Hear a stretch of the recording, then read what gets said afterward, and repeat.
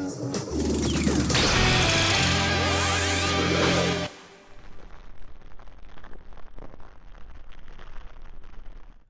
people, this is Ryder here with a written review of the Armor Hero XT Mars Summoning Belt Legendary Edition.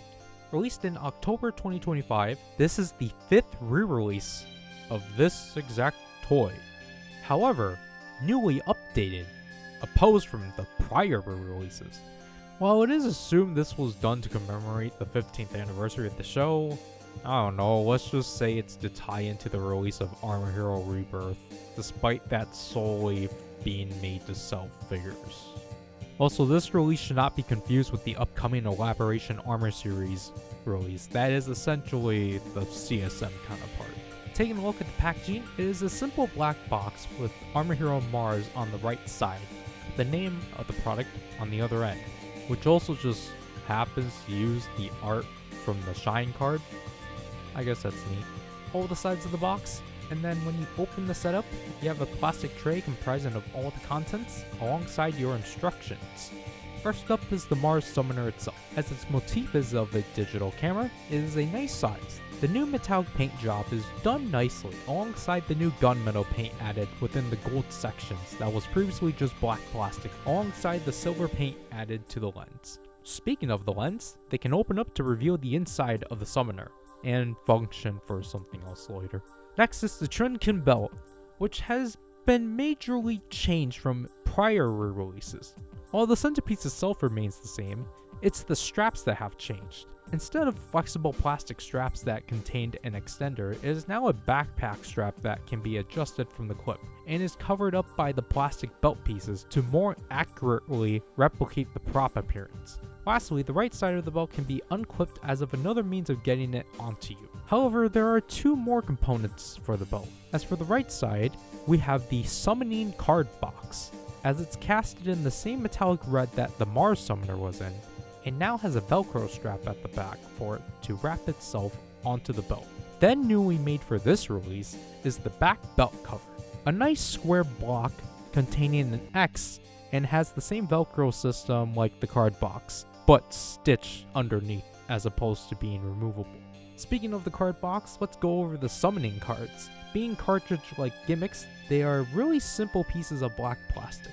They are textured nicely and are mainly differentiated with their big stickers. Despite only coming with 4, they are actually double-sided, becoming 8 cards in total, to which the cards that are included with this release comprise of the Mars Armor card, Electric Strike card, Fire Punishment Sword card, Fire Rapid Punishment Gun card, Titan Mars Armor card, Fire Punishment Palm card, Fire Punishment Heavenly Fierce Sword card, and God of War Fire Sword, which unfortunately the last 2 cards play the same sound because they want you to buy the sword to hear it. The only additional detail that was added to this release was the border around the sticker, not the gold that is supposed to be present on the card. You can load all 4 cards into the summoner box like so, as it's a really solid clip.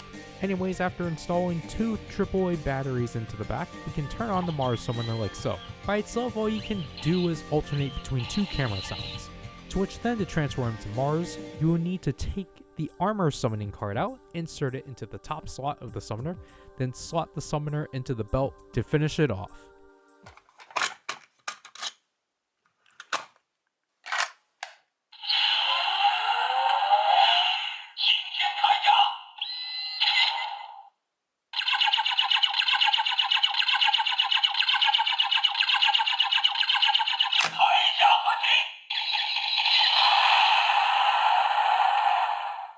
After transforming, you can summon Mars's gear, so let's demonstrate that.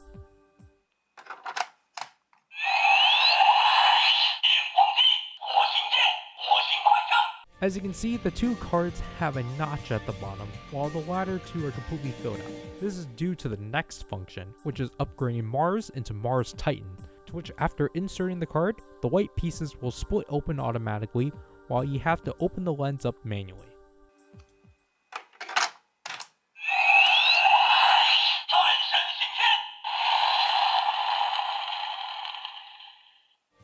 The last thing that should be brought up is that to remove the Mars Summoner out of the belt, just hold down the release button on the top of the left side and slide out the summoner like so. Overall, the Mars Summoning Belt Legendary Edition is a nice release. It's cool that after 5 of these things existing, they decide to actually improve on it for once. I think they did a good job at the improvements with what they had to work with, as there isn't any remolding involved, just mostly a new paint job and one new piece of plastic. Speaking of that though, I feel handling the belt now is kind of a mess, as when you have everything attached, the pieces end up sliding all over the place. Obviously, this is a non-issue because this is a belt, it's supposed to be worn, so you won't have this issue wearing it, but I feel like it should still be brought up because I feel like there could have been a way to make these pieces a bit more stable. While appearance-wise is great, the sound department is 15 years old for sure. I get this release is not to the same measure as the RX Lava Summoner, but I think they should have taken this opportunity to finally have show accurate sounds. I think the reason they didn't do it was just the case of them not wanting to compete with the Elaboration Armor Series release. Meaning that the technical only cheap way of getting show accurate sounds of the XT armors is the Star Ray Summoning Belt.